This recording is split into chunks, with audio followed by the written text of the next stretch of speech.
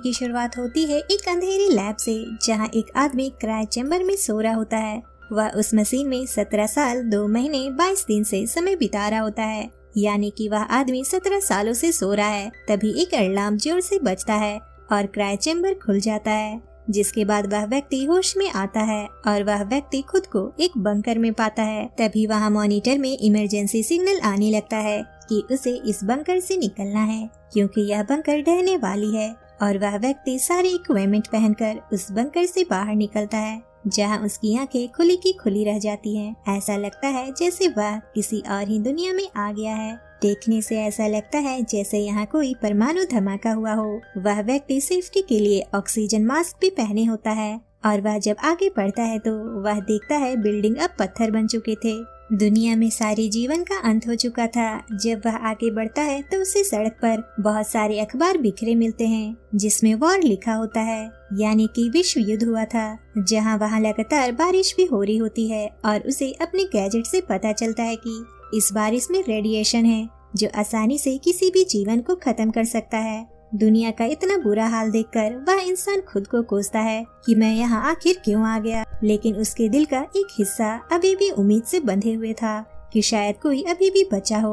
उस एरिया में घूमते वक्त उसे अचानक से अपने मॉनिटर में एक मैसेज मिलता है। उसे एक लोकेशन का एड्रेस मिलता है जो उस जगह से 10 किलोमीटर की दूर में होता है और उसे वहां तक पहुंचने में तकरीबन कई घंटों का समय लग सकता था। लेकिन वह व्यक्ति आगे बढ़ते रहता है, क्योंकि वह अकेले इस दुनिया में नहीं जीना चाहता।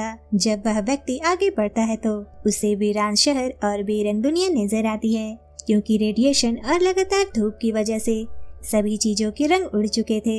जिसके बाद वह एक बहुत ही बड़ी बिल्डिंग में पहुंचता है। ऐसा लगता है कि वह एक सरकारी बिल्डिंग थी और वह व्यक्ति उसके अंदर तुरंत पहुंच जाता है ताकि वह अपनी जरूरतों की चीजें खोज सके। तभी उसे उस बिल्डिंग में एक टेलीफोन मिलता है, लेकिन वह काम नहीं कर रहा होता। उस जगह को देखकर ऐसा लग रहा था कि यहाँ कई सालों से कोई नहीं आया हो। जिसके बाद वह अपने सफर में आगे बढ़ता है। जब वह आगे का रास्ता ढूंढने के लिए अपने मॉनिटर को देखता है तो उसमें पाता है उसका मॉनिटर नो सिग्नल दिखा रहा है। इसका मतलब है कि उसे बिना नेविगेशन के सहारे अब खुद ही आगे बढ़ना होगा। कई किलोमीटर चलने के बाद वह फ्रस्ट्रेट हो जाता है और वह बिना किसी परवाह के चलते रहता है, इस खोज में कि वह किसी भी व्यक्ति से मिल सके। वह अपने 17 साल एक क्रायोजेनिक चैम्बर में बिताए जाने के कारण काफी उदास होता है और धीरे धीरे आगे बढ़ रहा होता है अपनी उम्मीद के सहारे। कई घंटे चलने के बाद फिर से वहाँ बारिश होने लगती है, लेकिन इस बार मॉनिटर में रेडिएशन नहीं दिखा रहा था। इसका मतलब कि इस पानी को पिया जा सकता है और हवा में सांस भी लिया जा सकता है।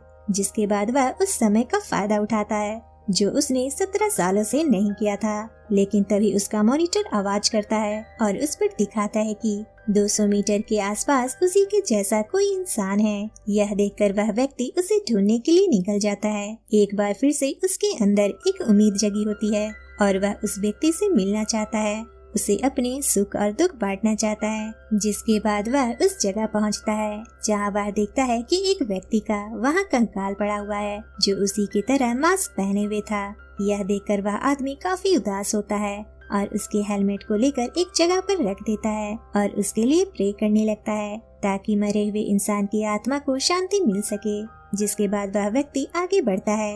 कई घंटों के सफर के बाद वह शहर के दूसरे हिस्से में पहुंचता है, जहां वह एक घर में घुसता है और उसे पता चलता है कि वह घर उसी का है जिसका उसने कंकाल देखा था। जहां वह अपने वाइफ और अपने डॉग की तस्वीर को देखता है, जिसे देखकर वह काफी इमोशनल हो जाता है और वह वहीं पर रोने लगता है। जिसके बाद वह तबाह हो चुके शहर का सफर जारी रखता है, जहां हम देखते हैं वह शहर पूरी तरह से बर्बाद हो चुका है। जहां ज्यादातर दीवारों पे वार के पोस्टर चिपके होते हैं और वह उस पोस्टर को देखकर डॉग फूड खा रहा होता है, क्योंकि इस जगह पर इंसानों का तो खाना मिलेगा नहीं, इसलिए उसे डॉग फूड खाना पड़ रहा होता है। जितना बुरा इस शहर का था उससे भी बुरा इस सोल्जर के साथ हो रहा होता है, क्योंकि अब उसका मॉनिटर भी काम करना बंद कर देता है।